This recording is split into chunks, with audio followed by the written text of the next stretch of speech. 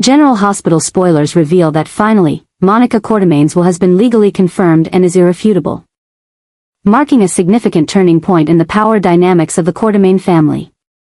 The clear terms, validated by the family lawyer and other interested parties, were publicly read during a private meeting at the mansion, with most key family members present. But instead of bringing a sense of stability, closure, or relief, the will has sparked a fire that had been smoldering for a long time, pushing the Quartermain family into an unprecedented period of chaos. While Monica hoped her estate would strengthen family bonds and provide a solid foundation for future generations, the will appeared at the worst possible moment, right in the middle of a custody battle for the children Wiley and Amelia between Michael, Willow, Carly, and Drew. These disputes had already turned the Quartermain home from a place of peace into an underground battlefield filled with doubt, anger, and feelings of betrayal. Then, when the truth about Joe's identity was revealed, that he was the biological son of Brooke Lynn and Dante, adopted before birth, everything exploded, transcending a personal tragedy into a complete reshaping of the power structure within this prestigious family. No one expected that Gio, who had been seen merely as a talented young artist slowly building a name for himself in Port Charles, would suddenly become the central figure of the entire clan. When Monica decided to give Brooke Lynn part of the mansion, her personal assets, and shares in ELQ as her direct heir through Gio, it immediately shook Tracy's position. Tracy, who had always believed she was the only one worthy of succeeding Monica, now faced an undeniable truth: the younger generation had begun to step into the spotlight, and her power was no longer absolute. What made matters worse was that the will wasn't just about dividing assets. It contained deeply personal provisions, where Monica expressed her wish for Brooke Lynn to have a chance to reconcile with her son, and for Gio to be allowed to live and grow as an official member of the Quartermain family, without discrimination or obstruction from anyone. These heartfelt and decisive words only made Tracy angrier. She saw it as an implicit rejection of her influence and an insult to the years she had quietly preserved the family's image and reputation, while the younger generations only seemed to cause trouble. Moreover, the fact that Brooke Lynn was now both the heir and the biological mother of a legitimate heir made the custody battles for Wiley and Amelia even more complicated. Michael and Drew, while at odds over their rights as fathers, were unexpectedly affected by the presence of Gio and Dante's growing influence.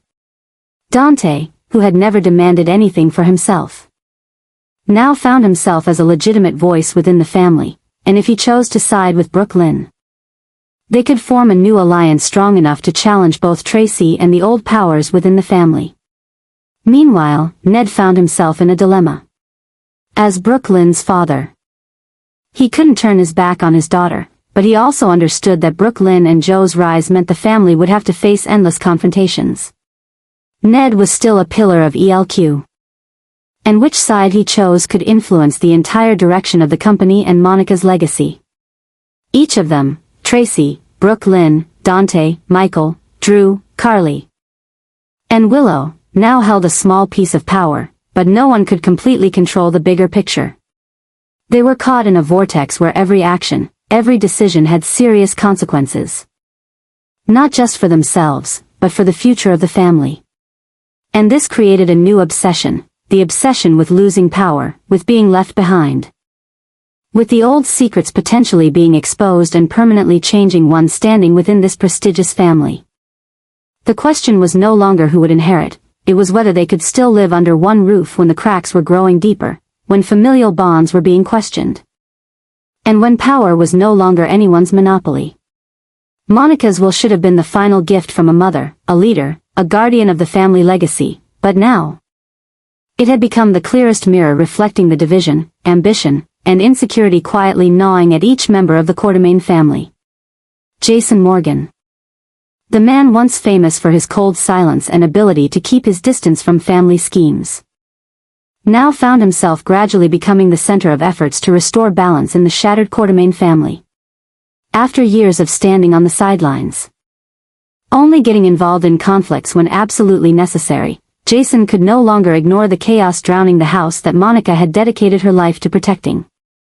Things had gone too far, and his silence was no longer an appropriate choice. What Jason could no longer deny was a harsh truth: if he didn't act, everything Monica left behind would crumble in an instant. And in that restraint, a new obsession began to form, the obsession with disintegration, with loss. With a family being destroyed from within by its own Quartermaine blood. Monica's will had been confirmed, but instead of being the final word in the disputes, it opened a door to a new maze, where every step could be a trap, and every choice came with consequences. Power was no longer something handed down. It was something to be seized through strategy and influence. While Tracy silently rejoiced at how much of the ownership of ELQ and control over the mansion had shifted in her favor, Brooke Lynn unexpectedly inherited a significant portion, both in terms of assets and status, when Monica acknowledged her role as an essential link for the family's future through Gio. This disrupted the fragile balance, making family conflicts more intense than ever. Jason, from his position as an outsider, began to realize that he could no longer remain neutral. Recently, tensions had escalated not only between Tracy and Brooke Lynn, but also between Michael and Drew in the battle over custody of Wiley and Amelia. At the same time, the truth about Gio further divided the family as Dante, who had always stood on the sidelines, now had a legitimate reason to demand his rights, not just for his fatherly connection to Gio, but also due to his changing relationship with Brooke Lynn. Port Charles was no longer a peaceful land, it was a strategic map filled with factions, conflicts, schemes, and drama rising with each passing hour. In this chaos, Jason made an unexpected choice: to ally with Tracy. He wasn't unaware of who Tracy was, a sharp, cold woman who often put her interests above everything else. But he also understood that in every chaos, a foundation was needed to hold things together. And Tracy, with all her flaws and ambitions, was the only one who could counter the rising forces within the family. If he didn't join Tracy in a plan to reorganize, ELQ would remain fragmented, the mansion would be divided into territories, and the Quartermaine name would lose its power. Jason was not only turning to Tracy to strengthen power, but also to devise a long-term strategy, to calm family tensions, create an internal agreement to minimize public disputes, and especially to protect vulnerable members like Gio from being used as pawns in the power struggle. He saw the danger clearly. If Gio continued to be torn between Dante, Brooke Lynn, Lois, Tracy, and even outsiders like Sunny or Olivia, the boy would lose his way, losing trust in anyone who carried the Quartermaine name. And in the long run, this would harm the next generation, the ones Monica had hoped would be the guardians of the family's core values. However, not everyone welcomed Jason's strong return. Michael, the nephew who once saw Jason as a hero, now viewed him with suspicion, especially since Jason didn't openly take his side in the custody battle. Brooke Lynn was torn between gratitude and doubt, fearing that Jason might be using Gio as a reason to regain influence. As for Dante, although he respected Jason, he was concerned when he saw Jason aligning with Tracy, who had always seen him as an outsider. In all these reactions, Jason remained firm. He wasn't seeking consensus, nor did he need praise. He just needed a way to prevent the family from collapsing. And in his resolute coldness, a new obsession began to emerge in Jason's mind, an obsession with being powerless as he watched the people he cared for turn against each other, using lawyers and wills to judge right and wrong, and willing to sacrifice family ties for victory. Jason wasn't fighting to win. He was fighting to save. And in his eyes, perhaps for the first time in many years, one could see what even Monica feared, a man who had lost so much, now holding on to only one thing worth fighting for: family. Not because they deserved it, but because they were all that was left. And Jason would do whatever it took, even allying with someone like Tracy, to ensure that no more generations of Quartermaines would be haunted by loss the way he had been. Jason, after all the years spent facing life-or-death situations, now stands before another difficult choice: to continue the honest and transparent path that Monica once lived by and trusted, or to make a controversial decision, concealing the contents of her will to delay or even prevent a new crisis that could once again engulf the Quartermaine family in tragedy. In the end, he chose the latter. Jason decided not to publicly release Monica's will, at least for the time being, reasoning that the family was too fragile, too fractured to absorb any more bitter truths without erupting from within. This decision was not born out of weakness or concealment, but from a deep understanding of the personalities, history, and crisis nature of each family member. Jason knew full well that if the will were revealed, if the heir was unexpectedly not Tracy as she hoped, if Brooke Lynn received a large portion of the inheritance due to her role as Joe's mother, if ELQ's power was shared with the younger generations, the consequences would not just be typical arguments, but could lead to an internal family civil war, a public disaster that would harm the reputation, relationships, and even the mental state of those Monica had tried so hard to protect. Keeping the will in the dark also served as the clearest sign of the obsession consuming Jason, the obsession that he would be the last one left to bear the consequences when everything collapsed. He had seen his family torn apart by infighting, deception, and thoughtless decisions.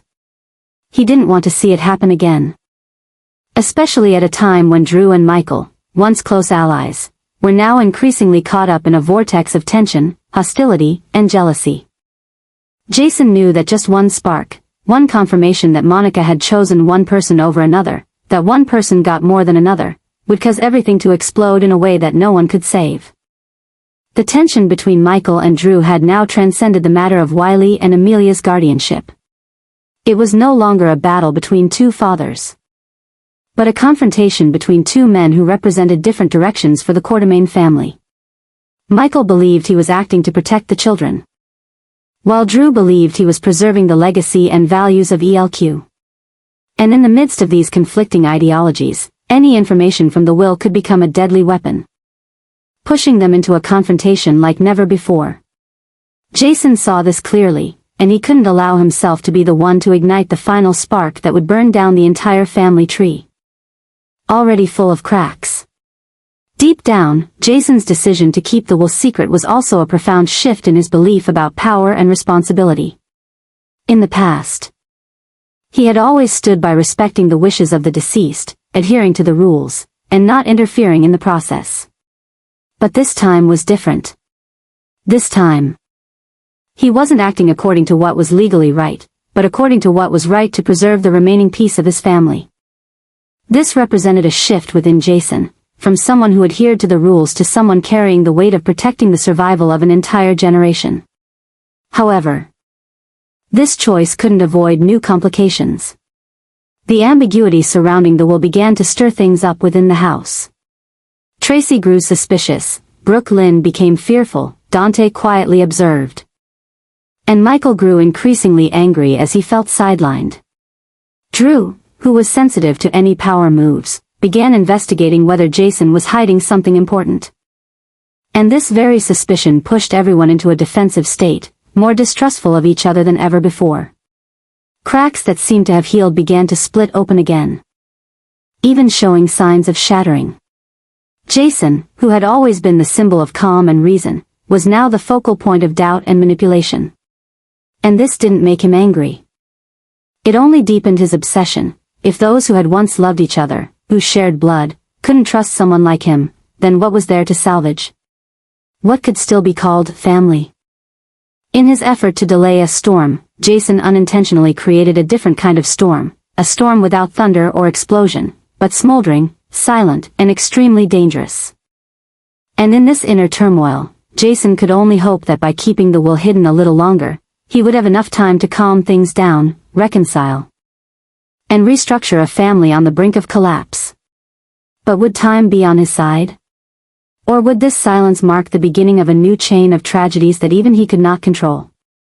Jason had acted, not with words, not with grandiose statements or displays of power, but with a quiet yet weighty decision. He transferred his inheritance rights from Monica's will to Danny and Scout. Two children he saw as an extension of his own flesh and blood and a symbol of a better future that Monica had once dreamed of. This action was not only a personal sacrifice, but also the clearest proof that Jason understood and deeply valued what Monica had tried to preserve throughout her life. Not wealth, not reputation, but the sustainability of the family. Jason knew that Monica had always placed Danny and Scout close to her heart, not just because they were her grandchildren, But because they were the last glimmer of hope for a generation that had been overshadowed by loss, sorrow, and endless tragedy. When he chose to transfer all the assets and ownership shares to Danny and Scout, Jason wasn't just acting as a father, he was acting as the final protector of Monica's legacy. He understood that if he kept the assets for himself, it could become a new point of contention, a focal point for accusations, envy, and suspicion. But by giving it to the next generation, he was sending a message loud and clear: I'm not fighting for power. I'm fighting for what Monica believed in. However, not everyone saw Jason's actions with understanding. Drew, who had once believed that his voice was the most important in preserving Monica's values, reacted strongly. To Drew, Jason's unilateral decision to transfer the inheritance to Danny and Scout was a step too far. Especially in the context where he felt increasingly sidelined in the very battles where he had once played a central role. Drew saw it as a political move. A maneuver for Jason to indirectly consolidate influence through his children, and he didn't hesitate to express his discontent in every action, every word. Every decision at the ELQ boardroom table and in internal family discussions. Tension started to boil over from there. Drew, who had always tried to prove that he was the rightful heir to the ELQ legacy, now felt hurt, betrayed, and out of control. He began asking questions. Why didn't Monica give more to him? Why was Jason, who had been absent for so long, the one to make decisions at this crucial moment? And why wasn't he informed before Jason acted? These questions, combined with the pressure from the fight for Wiley and Amelia's guardianship, made Drew gradually lose the clarity he had once maintained. In his eyes, Jason's actions were no longer a noble gesture, but a clear sign that he was being excluded from the family, both emotionally and strategically. Jason, of course, was well aware of the consequences of his decision. But he had no regrets. He had lost so much: the chance to be a complete father, the years he should have spent with Monica, the connection with loved ones as he chose a life on the sidelines, away from the family's battles. This time, he didn't want to remain on the outside, but he didn't choose to stand at the center either. He chose to stand behind Danny and Scout, creating for them a shield. A foundation so that when they grew up, they wouldn't have to start from the mess he and the previous generation had left behind. But in Drew's fury, in the suspicious glances of those around him, Jason felt a painful truth: sometimes doing the right thing is not always seen as the right thing. Sometimes, silent sacrifice becomes an excuse for others to doubt, envy, and fight back. And in that fierce reaction, Jason realized that a new obsession was gripping this family, not an obsession with material legacy, but an obsession with who is recognized, who is trusted, who deserves to be entrusted with the future. And as the waves of tension from Jason's actions began to spread, as Drew slowly lost control and reacted more and more aggressively, a larger question began to emerge: can a solitary but right decision really save a family on the verge of cracking? Or will it be the final spark that burns the last fragile ties between those who bear the Quartermaine name? Jason had chosen his path, the path of protecting what Monica cherished most, but the price of that choice might be higher than anything he ever imagined. Jason and Drew, two men who have fought on the same side in many a life-and-death battle, are about to face off in a new war, a war that will not be fought on a battlefield or in the hallways of a hospital, but in the house Monica once called home, the one she hoped would be a stable foundation for future generations. Now, with the will delayed, the inheritance quietly transferred to Danny and Scout, and the rifts between the family members deepening, the conflict between Jason and Drew is no longer something that can be avoided. It is the inevitable eruption of a chain of pent-up traumas. An inevitable collision of two radically different worldviews. Their confrontation is not simply about legacy or power, it is a clash of opposing ideals, two different understandings of duty, of family, and, above all, of how to preserve Monica's legacy. Jason, who chose to act quietly and make silent sacrifices for the sake of so-called stability, is being seen as a new manipulator by transferring his inheritance to Danny and Scout without telling anyone in the family. Drew believes that everything should be open and transparent. That Jason's keeping the will and making the transfers in secret is a breach of trust, proof that Jason is no longer as trustworthy as he once was. To Drew, this is not only a betrayal of him as a companion, but also an insult to Monica's memory. He has always believed that Monica would have wanted everything done in the light, with sincerity, and with the consent of those she loved. When Jason makes decisions without consulting anyone, Drew sees it as a blatant violation of her final wishes, a blow to the spiritual and physical legacy Monica left her children and grandchildren. And as the accusations become more bitter, as the arguments turn from words to commands, suspicion, and anger, the lines between family and adversary blur. Jason, once the quiet elder brother Drew respected, becomes the adversary he refuses to forgive. And Jason, who once patiently backed away from confrontation, can no longer turn a blind eye as Drew accuses him of manipulation and sabotage. Their fight, though it doesn't involve guns, is fraught with the deepest psychological dangers. For it's not just a conflict between two men. It's a rift that's spreading throughout the entire Quartermaine family structure. Those who side with Jason are seen as complicit in the cover-up. Those who side with Drew are seen as egotistical instigators of chaos.